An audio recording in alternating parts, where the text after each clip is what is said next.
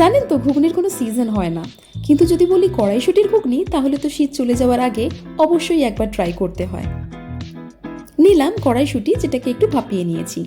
এরপর আদা, টমেটো আর কাঁচা লঙ্কার একটা পেস্ট বানিয়ে ফেললাম। কড়াইতে গরম তেলে প্রথমে ডুমো ডুমো করে কাটা আলু একটু ভেজে আলাদা করে তুলে রাখলাম।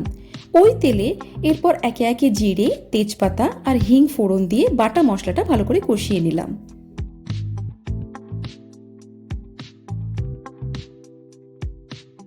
এরপর শুকনো মশলা যেমন হলুদ, ধনে গুঁড়ো, জিরে গুঁড়ো, স্বাদ মতো নুন, চিনি আর ভাজা আলু আর কড়াইশুঁটিটা দিয়ে ভালো করে নেড়ে চেড়ে পরিমাণ মতো জল দিয়ে ফুটতে দিলাম।